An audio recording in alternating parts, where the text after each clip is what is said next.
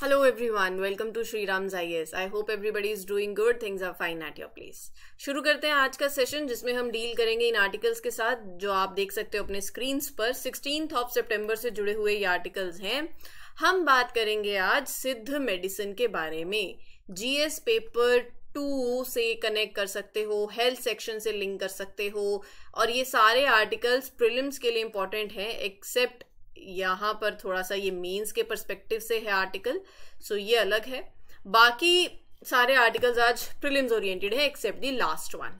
ठीक है, so this way we will be proceeding with this session and as far as जो last article है AI का role जो है इंडिया के हेल्थ इकोसिस्टम में वो डिस्कस करेंगे। हिंदू में ये आर्टिकल आया था तो ये आपके जीएस पेपर 2 से भी लिंक करता है और एआई के जब हम एथिकल चीजों की भी बात करते हैं तो you can connect it with your GS paper 4 also. How I'll tell you when I'll come to this article. तो जल्दी से चैनल सब्सक्राइब कर दीजिए जिन्होंने अभी तक नहीं किया है और अपनी अटेंडेंस मार्क कर दो पहले तो bye liking this lecture you can mark your attendance. Comment section आपके पास है तो जो भी आपका फीडबैक होता है with respect to these lectures please do let me know in the comment section. ठीक है, तो बात जो हम करेंगे वो है एक सिद्ध मेडिसिन की, सेंट्रल पॉल्यूशन कंट्रोल बोर्ड की, सरदार सरोवर डैम की, असम कैस्केड फ्रोग और health care using AI is bold. So these will be our topic of discussion. चलते हैं पहले आर्टिकल के ऊपर। A combination of सिद्ध drugs can reduce anemia among adolescent girls according to a recent study. कुछ लोगों को होम्योपैथिक पे विश्वास नहीं होता, कुछ को आयुर्वेदिक पे नहीं होता है, लेकिन धीरे धीरे वो ट्रस्ट कैसे बढ़ता है वो जब हमने बहुत इसके बारे में आयुर्वेदा के बारे में स्पेसिफिकली बात आई है कि we should come up with like test. अब जब ना आप किसी चीज का टेस्ट करते हैं, क्लिनिकल ट्रायल्स होते हैं, फिर आपके पास प्रूफ आ जाता है कि हाँ ये अब जब बुखार हो तो हम बोलते हैं कोविड-19 के टाइम पे कितना था कि वो हल्दी, हमारे मसाले ही हमारी पहचान है, ताकत है हमारी। एंशिएंट अगर आप देखो, हमारी हिस्ट्री देखो, स्पाइस प्रोड्यूसर्स हैं तो चाहे वो लौंग हो, हल्दी हो, हल्दी एक एंटीबायोटिक का काम करती है, गिलोय होता है, अदरक होती है, काली मिर्च है, कि इन सब का काढ़ा बना के पियो, आपकी इम्यूनिटी स्ट्रांग होगी। आपको कोविड-19 में ये काफी ऐसे बातें हुई थी, राइट, और लोगों ने वो शुरू भी किया था। कहीं को विश्वास है, कईयों को नहीं है, लेकिन वो विश्वास जो है जब हम जिसकी बात करते हैं तो ये अगर ये प्रूव हो जाए, ये टेस्ट हो जाए कि इससे फर्क पड़ता है तो ऑब्वियसली हम इस चीज को इंटरनेशनल लेवल पे भी आगे लेके जा सकते हैं हमारे आयुर्वेदा को। तो यहाँ पर जो इन सिद्ध ड्रग्स की बात करी जा रही है ये एक ट्रेडिशनल सिस्टम है ऑफ हीलिंग, साउथ इंडिया से ओरिजिनेट हुआ है and is considered to be one of the India's oldest system of medicine. Sangam era की जब मैं बात करूं तो इसके एविडेंसेस उस एरा में भी हैं 10,000 BC के आसपास, राइट। तो जब मैं सिद्धार्थ की बात करती हूँ they were spiritual masters who had 8 special abilities जिनको सिद्धीज बोलते हैं। अब ये थोड़ा सा आपके एंशिएंट जैसे मैंने बताया हिस्ट्री से जुड़ा हुआ है तो ये आर्टिकल ओवरऑल क्या कह रहा है वो मैं आपको बता देती हूँ। ये जो पूरा सिस्टम है ना ये 5 बेसिक एलिमेंट्स पे बेस्ड है।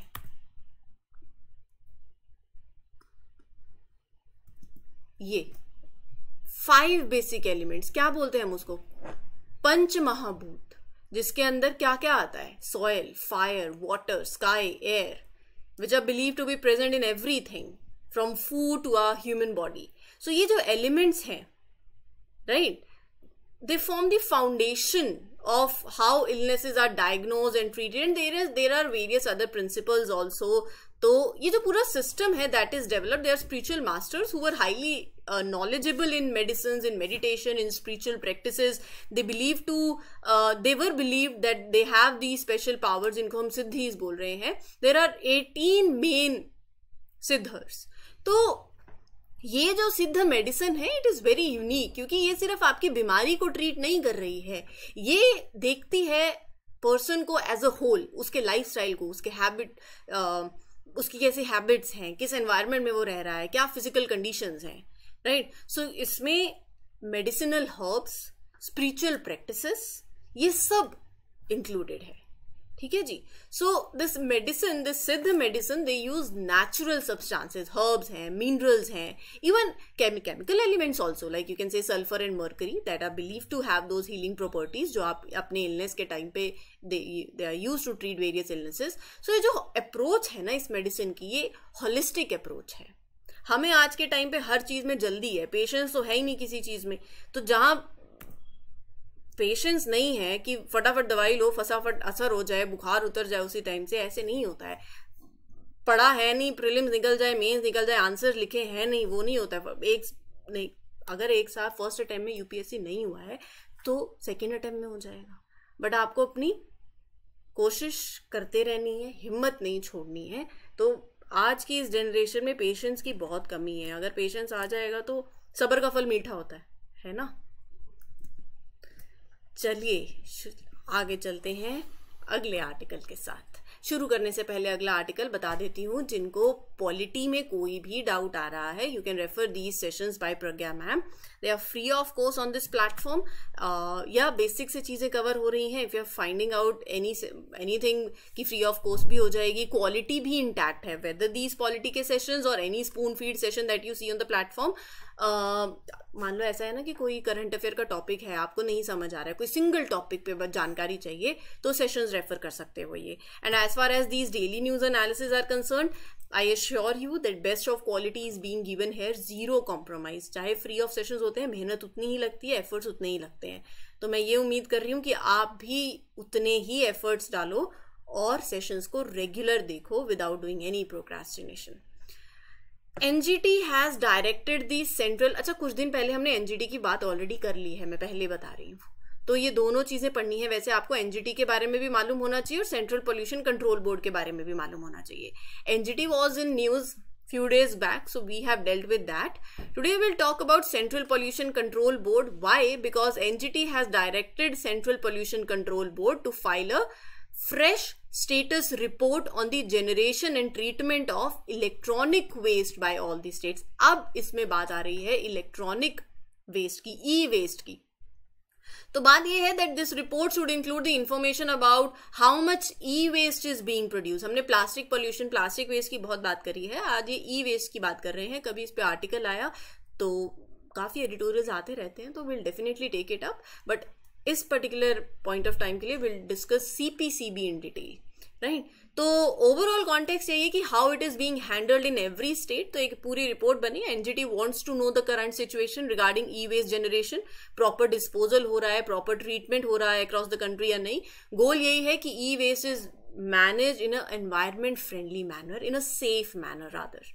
Now as far as central pollution control board is concerned, एक स्टैट्यूटरी बॉडी है. अगर स्टैट्यूटरी बॉडी है तो कोई एक्ट होगा जिसके तहत ये बनी है. बिल्कुल, water prevention and control of pollution act 1974. Now CPCB was entrusted with the powers and functions under the air prevention and control of pollution act 1981. ये बहुत दो इंपॉर्टेंट बातें हैं, कंफ्यूज नहीं करना है. जिस एक्ट के तहत ये बॉडी बनी, ये गवर्नमेंट बॉडी एस्टैब्लिश हुई, वो है वाटर वाला एक्ट. बाद में 1981 में it was also given the responsibilities under another law, that is air वाला act, right. It was entrusted with the powers and functions under this air act 1981. क्या करता है, मेन जॉब क्या है इस बोर्ड का? To help prevent control pollution in water bodies like rivers, like wells. Air की quality improve करना है across the country. Ministry of environment, forest and climate change के अंदर it works under. It helps to implement the environmental laws also of this Environment Protection Act 1986. तो water pollution हो गया, to work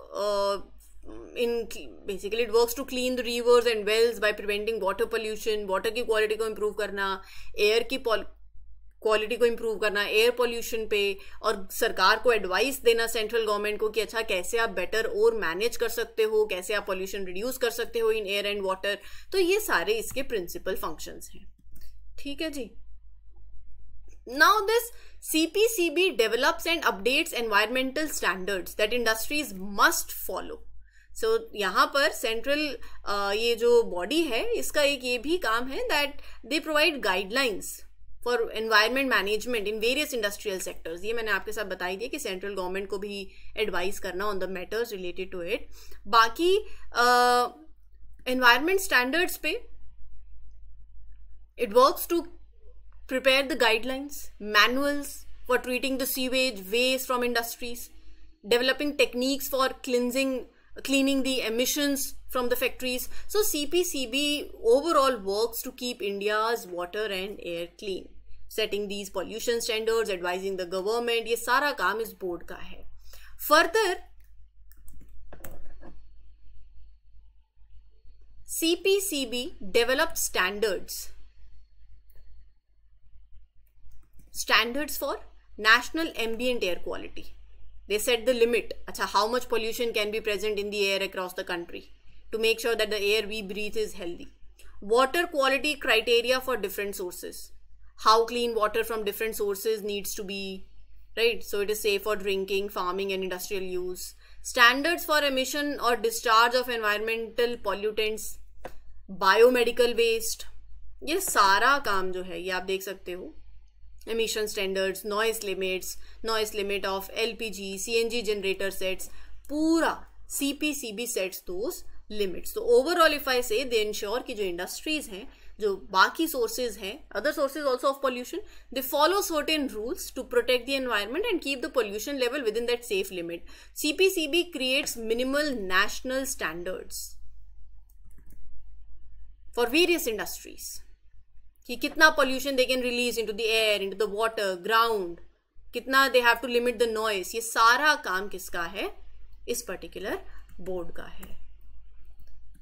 ठीक है जी, चलिए आगे बढ़ते हैं। सरदार सरोवर डैम की बात करते हैं। गुजरात में ये डैम है। वाटर लेवल जो है इसका वो it went up, it rose to 136.43 metres. तो डैम का जो रिजर्वॉयर है it is almost full, but हाँ it's still about 2 meters lower than its maximum capacity. तो currently the dam is close to reaching that point. हमारे लिए context में आ गया है तो पढ़ना पड़ेगा। सरदार सरोवर डैम नर्मदा रिवर पे ये डैम बना हुआ है, गुजरात के अंदर है। सरदार वल्लभ भाई पटेल के नाम पे ये डैम है, इसीलिए इसको सरदार सरोवर डैम भी बोला जाता है। Just a minute, Narmada river पर है, सरदार वल्लभ भाई पटेल के नाम पर ये पड़ा है। ये थर्ड हाईएस्ट कंक्रीट डैम है इंडिया के अंदर। एक भाखड़ा है हिमाचल प्रदेश के अंदर और एक यूपी में है, तो ये दो के बाद ये तीसरे नंबर पर आता है। ठीक है, एक यूएस में भी है। तो अगर मैं ओवरऑल बात करूं तो in terms of the amount of concrete use, Sardar Sarovar dam is the second largest gravity dam in the world. एक यूएस के अंदर डैम है, ग्रैंड कोले डैम, ये रहा। जस्ट हाँ, ओवरऑल वर्ल्ड की बात करें तो volume of concrete that is involve in it, तो उसके हिसाब से ये सेकेंड लार्जेस्ट है इन द वर्ल्ड। ठीक है जी। तो ये जो डैम है नर्मदा मेन कैनाल, जो कि 458.3 किलोमीटर लॉन्ग है। So the dam has the world's longest canal network also, जिसके अंदर एक तो ये नर्मदा मेन कैनाल आती है और बाकी कुछ डिस्ट्रीब्यूटरी कैनाल्स भी हैं। जो इलेक्ट्रिसिटी जनरेट होती है फ्रॉम दिस डैम वो मध्य प्रदेश, महाराष्ट्र, गुजरात शेयर करते हैं। 57% मध्य प्रदेश को जाती है, 27% महाराष्ट्र को जाती है और 16% गुजरात को जाती है। तो ये जो प्रोजेक्ट है एग्रीकल्चर में, ड्रिंकिंग वाटर में, पावर जनरेशन में हेल्प करता है। ठीक है जी। अच्छा, इसके बारे में बात करनी है हमें। Amelops formosus, scientists from the Wildlife Institute of India, they conducted a study on this frog species, right, in 2 streams within this Churdar Wildlife Sanctuary in Himalayas. तो ये जो रिसर्च हुई मकसद यही था टू अंडरस्टैंड कि how the flow of water in this streams they affect the presence, the abundance of this species western Himalayas के अंदर। तो overall scientist from the wild life institute of India studied this frog. अच्छा ना, अगर आप SSC की तैयारी कर रहे हो, क्वेश्चन कैसे आएगा? सिंपल क्वेश्चन भी आ सकता है। ये नाम दे देंगे, this term was in news, ये कौन से स्पीशीज से जुड़ी हुई है। It depends upon exam to exam. ठीक है, तो हमारे लिए यहाँ पर हमें 2-3 चीजों की बात करनी है। पहले तो हम इस फ्रॉग की बात करेंगे, फिर ये इंडिकेटर स्पीशीज क्या होते हैं उनकी बात करेंगे और चूरदार वाइल्ड लाइफ सेंचुरी की बात करेंगे। चलिए बात करते हैं फिर। There you go. Assam cascade frog Himalayan belt पे मेनली ये डिस्ट्रीब्यूटेड है and it is found in the high flowing in the gradient streams of Bangladesh, Bhutan, Nepal. Indicator species की इसलिए बात करनी है क्योंकि ये स्पीशीज एक इंडिकेटर स्पीशीज है, ठीक है। This genus comprises 72 distinct species that are distributed throughout the hilly regions. These amelops are highly adapted to fast flowing hill streams, तभी ये वहां पाए जाते हैं, ठीक है जी। So it is known by other names also, Assam sucker frog, beautiful stream frog, hill stream frog, अलग अलग नामों से ये जाना जाता है। They have special sticky pads on their fingers and toes that help them to grip the rocks and other surfaces in the fast moving water. तो इसीलिए ये फास्ट स्ट्रीम्स में across the southern and south east Asia पाए जाते हैं।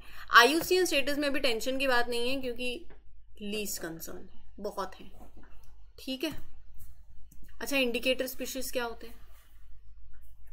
वो animals, वो plants जो आपको एक they can give us the information about changes in the environment, वो इंडिकेट कर रहे हैं। Because they are sensitive to certain ecological changes, they act like early warning signals for any issues in the ecosystem. Scientists अगर उन्हें observe करें तो scientists can tell अच्छा कुछ if something is going wrong in the specific habitat, तो वो that is why they are known as indicator species, ठीक है। Now what about Churdhar wild life sanctuary? ये आपको हिमालय के फुटहिल्स पे देखने को मिलेगा at the top of Churdhar peak. Alpine forest है पास में, ग्रीनी ग्रासी पैस्चर्स हैं in the state of Himachal Pradesh, वहां पर it is located in the middle of those alpine trees. Flora में यू कैन सी एलोवेरा है, वाइल्ड हिमालयन चेरी है और कुछ एरोमेटिक प्लांट्स हैं जो यहाँ पाए जाते हैं, ओक है, देवदार है। एंड एनिमल्स में barking deer, Himalayan black bear, leopards, langur, ये सारे स्पीशीज आपको यहाँ देखने को मिलते हैं। चलते हैं हमारे आज के लास्ट आर्टिकल पे जिसमें हम हेल्थ केयर को AI के साथ लिंक करेंगे और इसके हर एक पहलू को समझेंगे। इंडिया का हेल्थ केयर सिस्टम ना आज बहुत चैलेंजेस फेस करता है, without a doubt. Infrastructure challenge, दूसरा प्रोफेशनल्स की शॉर्टेज, तीसरा क्वालिटी केयर नहीं है। Good medical care is not uniform everywhere. Rural ones में कुछ और कंडीशन है, कहीं पर हेल्थ केयर सर्विसेज बहुत लिमिटेड है as compared to urban areas. लेकिन रिसेंट ईयर्स में, पिछले कुछ सालों में, there has been an increasing interest in the using this artificial intelligence ताकि ये सारी प्रॉब्लम्स फिर AI सॉल्व कर दे by automating the task and processing, right. तो integrating AI into the health care कोई आसान बात नहीं है। In a complex country like India there are concerns also, ठीक है। मेडिकल एक्सपर्टीज में you will improve the access, health care delivery और ज़्यादा रिवोल्यूशनाइज हो जाएगी। सवाल क्या आता है कि कैन दीज AI सब systems be maintained and updated over time? Sustainability की बात आती है, फिजिबिलिटी की बात आती है एंड एथिकल इम्प्लीकेशंस की भी बात आती है। AI lack human qualities like empathy, cultural understanding, ability to handle the nuanced patient situations, ये बहुत क्रूशियल हैं हेल्थ केयर के अंदर। तो ओवरऑल इस आर्टिकल का जो क्रक्स होगा वो यही है, पहले ही बता देती हूँ कि we need to balance the advantages of AI with the need to address the basic healthcare infrastructure issues also. Strong regulations चाहिए to improve, to ensure कि AI tools जो आप फॉलो कर रहे हैं they follow the core medical principles of do no harm, ethically और responsibly हो। चलो सिग्निफिकेंस की बात करते हैं।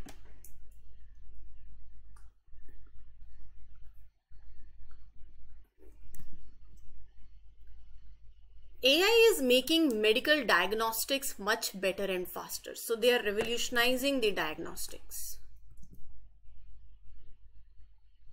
AI helps to create personalized treatment plans also by looking at the person's health data, उनके genes, उनका lifestyles. So personalized treatment plans भी देता है AI. AI speeds up the process of drug discovery and development also. AI reduces the workload for the healthcare professionals, तो clinical workflow भी बढ़ा देता है. AI helps monitor the patients remotely also. So remote monitoring भी हो जाती है. Telemedicine की हम बात करते हैं. ठीक है. So मेडिकल एजुकेशन में, ट्रेनिंग में भी AI is helping. तो AI is making healthcare more accurate, you can say, more efficient, more accessible. But जो चीज़ इतनी अच्छी लगती है उसके साथ कुछ दिक्कतें भी आती हैं. जब हम AI सिस्टम की बात करते हैं, आप सोचो कि क्या हमारे हेल्थ केयर सेंटर्स की जब हम बात कर रहे हैं रूरल एरियाज में, they don't have that necessary technology to support AI systems. मतलब हमारे रूरल एरियाज में जो हेल्थ एंड वेलनेस सेंटर्स हैं उसमें से आधे भी नहीं, 45% दे हैव, मतलब in the rural areas they have backup electricity. समझ रहे हो आप? इंफ्रास्ट्रक्चर, बेसिक इंफ्रास्ट्रक्चर के बिना it is very hard to maintain the advance AI technologies. अच्छा, आप डेटा की बात करते हो. हेल्थ केयर का डेटा क्या इंटीग्रेटेड है? नहीं, इट इज फ्रेगमेंटेड.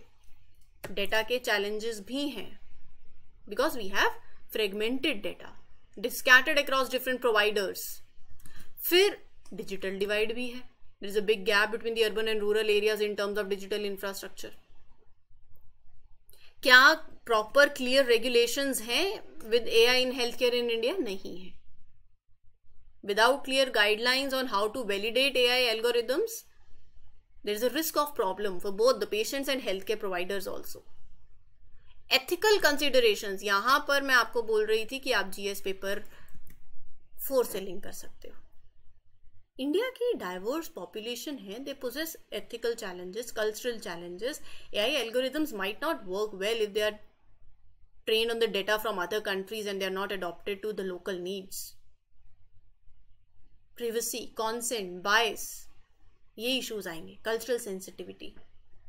AI को मैनेज करना, AI सिस्टम को मैनेज करना कोई सस्ते का काम नहीं है. It is expensive, high cost है, रिसोर्स एलोकेशन बहुत लगेगा. तो ये सारी दिक्कतें हैं. दिक्कतें भी पता चल गई, उसका सिग्निफिकेंस भी पता चल गया. तो वो तो आपसे यही पूछेगा कि मुझे एट लास्ट ये बता दो कि करना क्या है.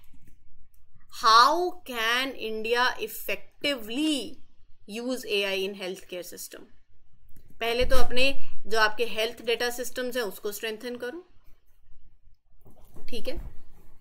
You can come up with a step by step approach.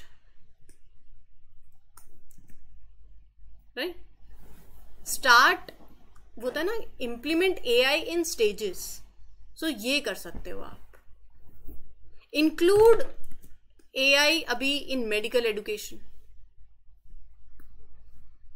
ये कर सकते हैं. Add AI and data science to medical training.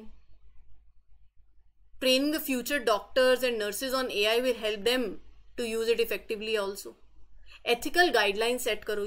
पहले तो you should develop those clear ethical rules and guidelines. AI friendly healthcare infrastructure build करना है तो you have to पहले तो improve your technology infrastructure in the healthcare centers.